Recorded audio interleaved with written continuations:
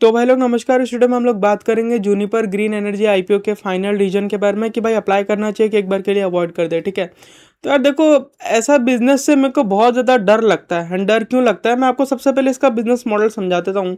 हालांकि इसका जीएमपी अच्छा चल रहा है, अभी 8 पॉइंट के आसपास चल रहा है, बट स्टिल मैं इसको शायद से अवॉइड कर दूंगा। हालांकि आप लोग को पता है ना कि मेरा नियम क्या है, जिस दिन आईपीओ बंद हो रहा होता है उस दिन आपको शॉर्ट्स वीडियो मिल जाता है कि भाई अप्लाई करना है कि अवॉइड करना है। ठीक है, मतलब मैं पर्सनली क्या कर रहा हूँ, उसके बाद तो आपको अपना डिसीजन खुद के विचार विमर्श करके बनाना है एंड अपने वेल्थ एडवाइजर से बात करके बनाना है। बट मैं पर्सनली प्रोबेबली इसको अवॉइड कर दूंगा, बट एट दी एंड क्या सिचुएशन रहता है उस हिसाब से मैं आपको बताऊंगा जिस दिन आईपीओ बंद हो रहा होगा। बट अगर मैं आपको अभी का हालचाल बताऊं तो ये कंपनी का धंधा क्या है। कंपनी असल में किसी को बिजली, मतलब किसी को सोलर पैनल या विंड मिल लगा के नहीं देती है। कंपनी खुद ही अपना सोलर पैनल और विंड मिल लगवाती है। समझ पा रहे बात को। एंड उन सोलर पैनल विंड मिल को लगाने के बाद कंपनी जो बिजली बनाती है उस बिजली को बेच देती है। इसी वजह से अगर आप इस कंपनी का ऑपरेटिंग मार्जिन देखोगे, अदर एबिटा, आपको जो समझना है समझ लो, दोनों एक ही चीज होता है, वो बहुत हाई है। मतलब कंपनी मात्र 804 करोड़ का सेल करके लगभग 692 करोड़ का ये लोग का ऑपरेटिंग मार्जिन है। इतना हाई ऑपरेटिंग मार्जिन क्यों है? तो भाई उसका रीजन ये है कि भाई कंपनी का तो कोई खर्चा है ही नहीं ना। अगर आप एक बार सोलर पैनल लगा दिए, एक बार विंड मिल लगा दिए, तो उसमें तो कुछ एक्स्ट्रा ऑर्डिनरी खर्चा ज़्यादा होता नहीं है, तो आपका ऑपरेटिंग मार्जिन बहुत ज़्यादा हाई हो जाता है। ठीक है, लेकिन यहाँ पे ना अगर आप नीचे की तरफ जाओगे तो डेप्रिसिएशन हो गया, टैक्स वगैरह, मतलब इंटरेस्ट कॉस्ट हो गया, क्योंकि कंपनी बहुत ही हैवी लोन ले रखी है।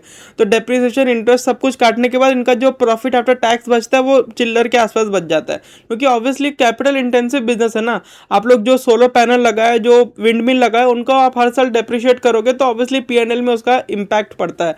एंड ऊपर से ये सब चीज़ मेंटेनेंस भी बहुत ज़्यादा मांगता है। मान लीजिए कि आपने जहाँ पे सोलर पैनल लगाया या विंड मिल लगाया, वहाँ पे बहुत ज़्यादा कोई आंधी तूफान आ गया या फिर कुछ ऐसा नेचुरल कैलेमिटी हो गया, भूकंप आ गया जिस वजह से विंड मिल को कुछ नुकसान पहुंच गया, तो वो सब का कुछ नहीं कर सकते। अगर वो सब घाटा पड़ा आपको तो लंबा चौड़ा आपको प्रॉब्लम में फंसना पड़ सकता है। ठीक है, एंड साथ साथ कंपनी का अगर आप सेल देखोगे तो मात्र 800 करोड़ का, एंड इन्होंने लोन ले रखा है 12,920 करोड़ का। तो ये कोई घबराने वाला बात नहीं है, क्योंकि कंपनी जिस बिजनेस में काम कर रही है बहुत ही कैपिटल इंटेंसिव है। इन लोगों को जमीन खरीदना है, सोलर पैनल बिछाना है, विंड मिल लगाना है, उसको मेंटेन करना है, तो दुनिया झमेला होता है। उसके बाद ये लोग बिजली बनाते हैं। तो इसलिए मैं बोलता हूँ कि इनका टोटल जो सेल होता है ना वो हाई है। रदर सेल इतना कम होने के बावजूद भी, मात्र 800 करोड़ का सेल होने के बावजूद भी, ये लोग जो 700 करोड़ रुपया प्रॉफिट कर रहे हैं ना, वो इसलिए कर पा रहे हैं क्योंकि इन लोग का असल में लागत बच कैपिटल में ही जाता है। समझ रहे हो? कैपिटल इन द सेंस जो इन लोग को विंडमिल और सोलर पैनल वगैरह लगाना पड़ रहा है, उसके बाद जो ये लोग सेल करते हैं वो पूरा का पूरा इनका पॉकेट में आता है सारा प्रॉफिट। बट ऐसे बिजनेस से मेरे को डर क्यों लगता है? डर लगने का रीज़न ये है कि भाई मेरे को लगता है कि सेक्टर बहुत ज़्यादा ओवर हाइप्ड है। एंड ये लोग भी अपना आईपीओ कुछ ज़्यादा ही महंगे भाव पे लेके आ रहे हैं। 12,000 करोड़ का market cap is too much to ask for such risky business. ठीक है, क्योंकि इतना हाई डेट बिजनेस मेरे को पसंद नहीं है। हालांकि अगर आप इसका आरओई देखोगे तो यहाँ पे दिया हुआ नहीं है, बट आरओई मैं आपको बता देता हूँ कितना होगा। रिजर्व्स इसका लगभग 2900 करोड़ के आसपास का है, तो इसका आरओई अराउंड बहुत ही कम बनेगा यार। आरओई कितना बनेगा इसका? रिटर्न ऑन इक्विटी इसका तो 0.0 तो नहीं, अराउंड 2% के आसपास इसका आरओई बन रहा होगा। तो आरओई बहुत कम है, इतना हाई डेट है। लेकिन वही वाला बात है कि जैसे ही ये लोग जिस जगह पे खर्चा करने के लिए लोन लिए होंगे, वो जगह पे अगर खर्चा हो जाएगा सही से सोलर पैनल और विंड मिल वगैरह लगाने में, तो ऑब्वियसली ये लोग वहाँ से फिर जिंदगी भर बैठ के पैसा कमाएंगे। समझ रहे हो? क्योंकि इन लोग को तो बेचना है और वो लागत कुछ होगा नहीं, क्योंकि उसमें डीजल पेट्रोल जाएगा नहीं, तो इनपुट कॉस्ट बहुत कम होता है। तो उनका जो ऑपरेटिंग मार्जिन अभी के टाइम में आप देख रहे हो कि भाई 800 करोड़ का सेल करके 700 करोड़ का प्रॉफिट, हो सकता है कि आने वाले समय में आप देखो 5,000 करोड़ का सेल और 4,500 करोड़ का प्रॉफिट। पॉसिबल है, ऐसा इम्पॉसिबल नहीं है इस सेक्टर में।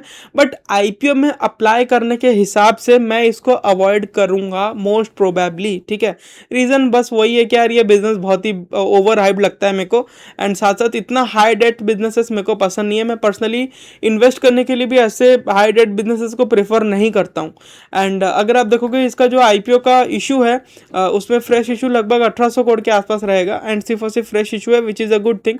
एंड इस 1800 करोड़ में से कंपनी वाले around object of the issue अगर हम देखें तो 1800 करोड़ में से मात्र 600 करोड़ का, रदर 700 करोड़ बोल देते हैं, राउंड ऑफ कर देते हैं, 700 करोड़ का ये लोग यूज़ करने वाले हैं डेट रिपेमेंट में। ठीक है, यानी कि उसके बाद भी कोई ज़्यादा फर्क नहीं पड़ेगा, कंपनी के ऊपर फिर भी 12,000 प्लस करोड़ का डेट रह जाएगा, ठीक है।